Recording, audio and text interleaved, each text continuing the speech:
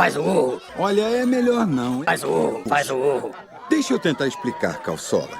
Um ogro só urra quando está zangado. E não vai querer me ver zangado, vai? Faz o urro. Fala meu mano, passando aqui só pra te avisar que ainda não tá liberado o almoço. Primeiro deixa o seu like, se inscreve no canal e ativa as notificações pra não perder nenhum vídeo. Pronto? Agora sim, tá liberado. Já pode almoçar, repito.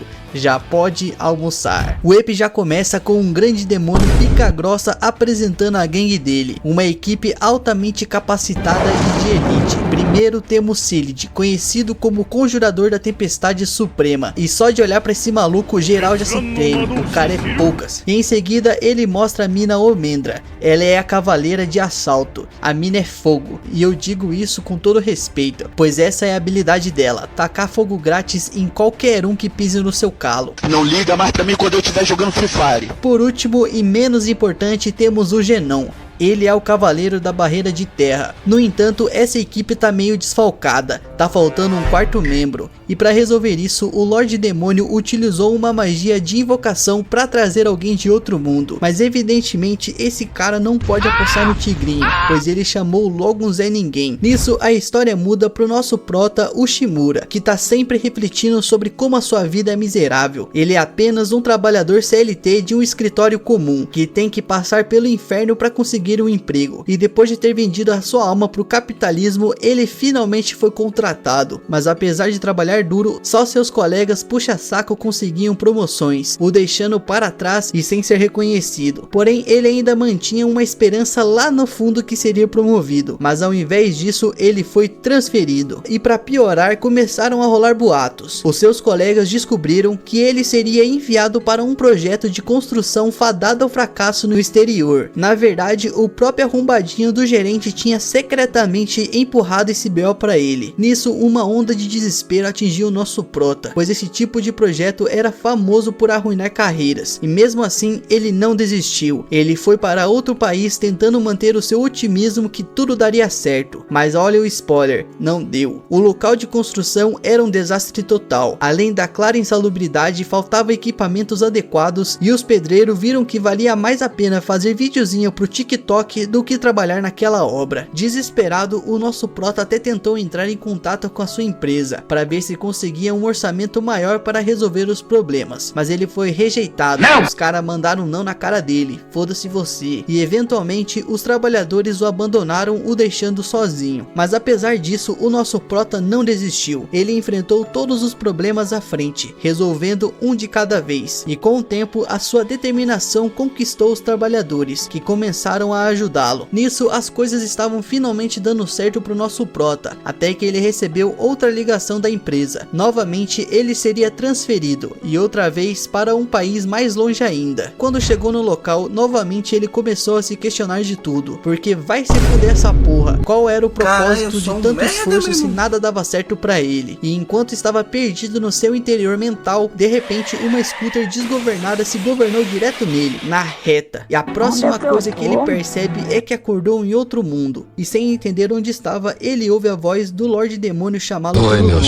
O Shimura se pergunta como esse cara poderia saber quem ele é. Nisso, o Lorde Demônio revela que foi ele quem o invocou, e oferece um lugar como um dos 4 grandes, mais especificamente como o Extraviado. E ao ouvir isso, o nosso prota fica perplexo, tentando entender todo esse rolê aí. Além disso, porque logo o grande Rei Demônio escolheria um fracassado como ele. Nisso, o Rei Demônio simplesmente começa a ler o currículo do cara. Ele explica que o nosso prota foi transferido para o exterior após 5 anos na empresa e conseguiu retirar do lixo um projeto que parecia perdido. Ele aprendeu um novo idioma e treinou todos aqueles pedreiros preguiçosos à força. Nisso, o Rei Demônio também elogia que soube imediatamente que o nosso prota era o candidato perfeito para a vaga, assim que viu as suas realizações. E obviamente, depois de ter babado tanto o nosso prota, isso deixou ele felizão. não. Afinal, é sempre bom ter alguém reconhecendo o seu esforço. Isso mesmo, então já deixa seu like aí pra você me reconhecer. Porém, logo a ficha dele cai, pois a ideia de trabalhar pro capeta parece mais uma ideia de rolê com queda livre pra você sabe aonde. E vendo toda essa dúvida estampada na cara do nosso prota, o Rei Demônio diz que ainda nem falou dos benefícios do cargo. Se tornando um dos 4 grandes, o Shimura vai receber um salário bem generoso, mais ou menos equivalente a 2 salários mínimos de deputado.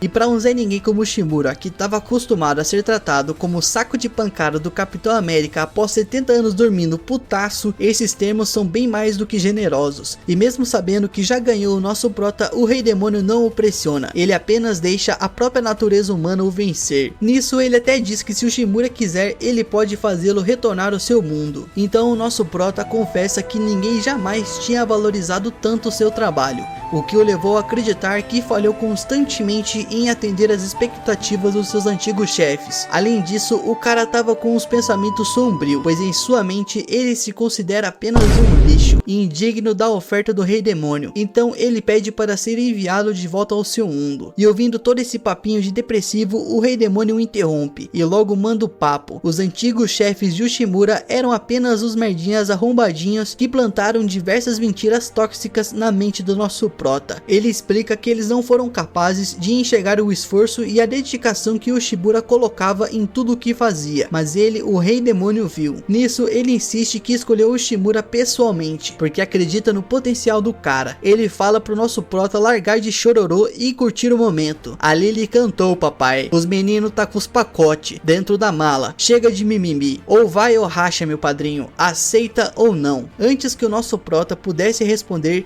Endra entrou na frente pra protestar. Vai, protesta aí, minha filha. Ela argumenta que não é possível uma ideia burra dessas, afinal um simples humano não tem lugar entre os 4 grandes. Nisso os outros 2 do bonde maromba imediatamente concordam com ela, deixando claro que ninguém ali tá muito satisfeito com essa ideia. Nisso o Rei Demônio manda todo mundo se fuder porque ele é quem manda nessa porra, mas anuncia que vai fazer um teste com o nosso prota. Ele declara que o Shimura vai ter que provar o seu valor, e se ele passar será oficialmente aceito na companhia do mal. A mina Endra tá pronta pra cair na porrada com o nosso prota em um duelo. Afinal, para ela, geralmente pessoas invocadas já vêm bufadas com alguma habilidade apelona, e sem esperar resposta, ela logo parte pra ignorância, pra lançar uma pisa na cara do moleque com toda a sua força. Porém, em microsegundos antes do desastre do nosso prota se cagar e morrer, o Rei Demônio intervém rapidamente para protegê-lo. Então Endra quer saber por que ele tá defendendo um merda como o Shimura, mas o Rei Demônio avisa que o moleque já tinha perdido antes dela bater nele. O cara desmaiou só com a energia ruim que a mina tava liberando no ar, e vendo aquela cena todo mundo ficou de boca aberta, e ainda com mais certeza de que ele não é digno da posição. A mina Endra insiste mais ainda, perguntando se o Shimura sabe usar magia ou possui algum poder especial, mas o Rei Demônio admite que não, o nosso prota é apenas um humano comum, e isso deixa Endra ainda mais perplexa. Ela se recusa a aceitar que um humano comum possa se juntar aos 4 grandes. Oh,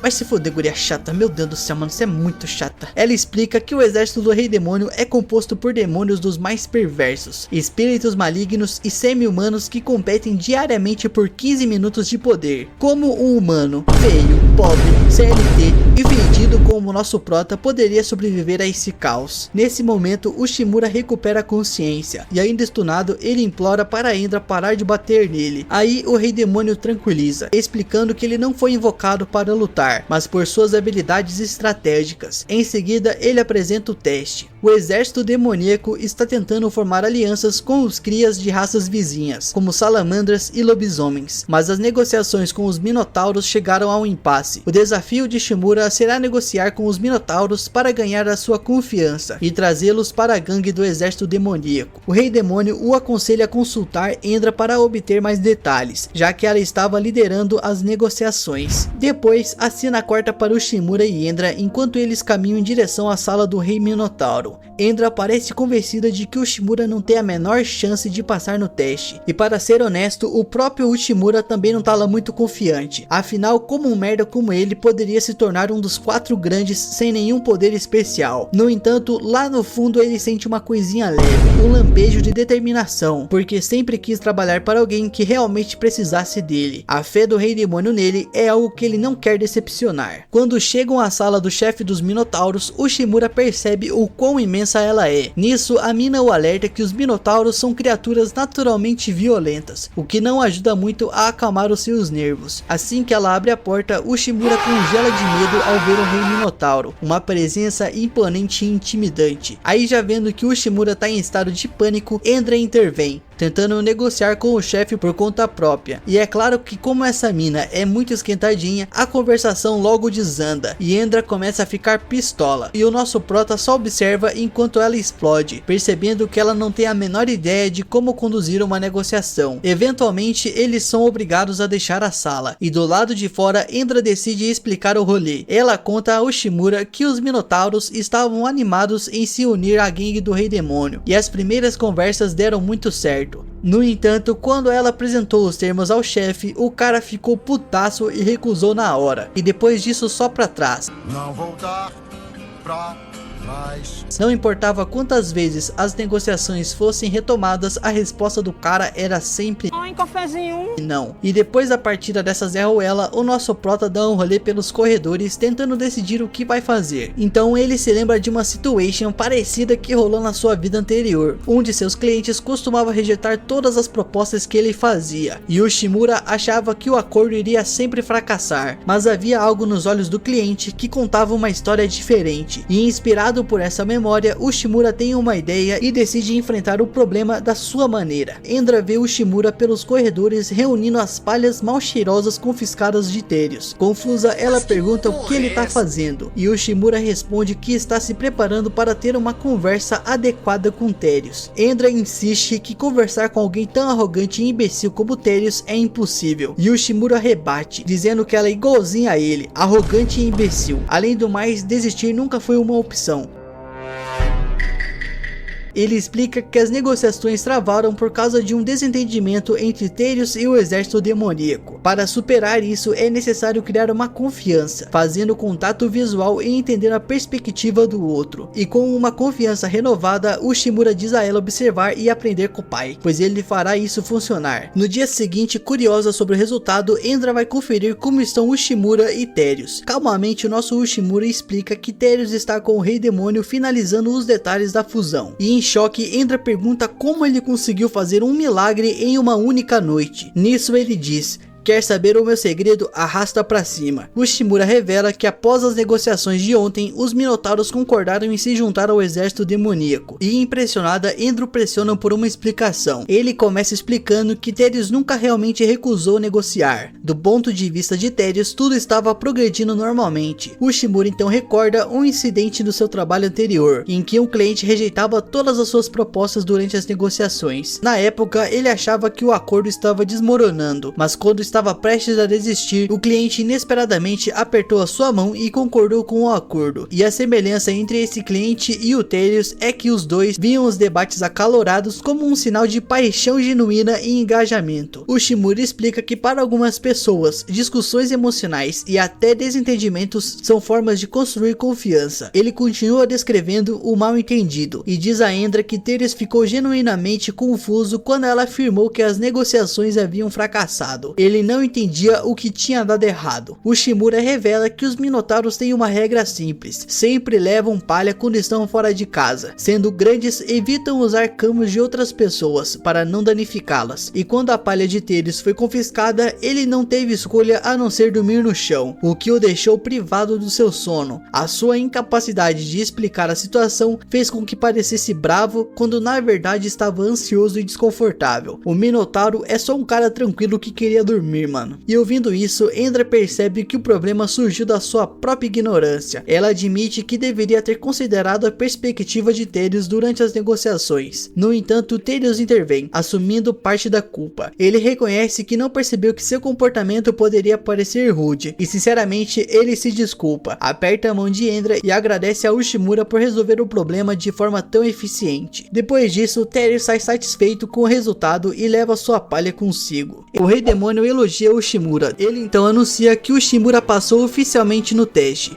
confiante de que ninguém mais será contra a sua entrada no exército. O Rei Demônio instrui Ushimura a levantar o braço direito, e ao fazê-lo ele coloca um bracelete no seu pulso, simbolizando seu status como um dos 4 grandes. Ele o encoraja a trabalhar com confiança e não deixar a sua inexperiência e incapacidade mental ser um obstáculo. Nisso, o nosso prota agradece profundamente ao Rei Demônio por sua confiança, e Endra também o reconhece, levantando o braço e pedindo para ele fazer o mesmo. Eles trocam um toque de braço, e ela explica que em sua tribo esse gesto significa aceitar alguém como parte do seu grupo, e no entanto ela fica com vergonhinha e rapidamente acrescenta que ele não deve tirar conclusões erradas, já que ainda tem um longo caminho a percorrer antes de se tornar um membro completo dos 4 grandes. E esse foi o resumo do primeiro EP desse anime aí, minha gente, e se vocês quiserem saber o que vem a seguir, já deixa seu like, se inscreve e ativa as notificações para não perder nenhum resumo aqui no canal. Fora isso, comenta a palavra CLT aí embaixo para engajar no vídeo. Tamo junto, meu rei,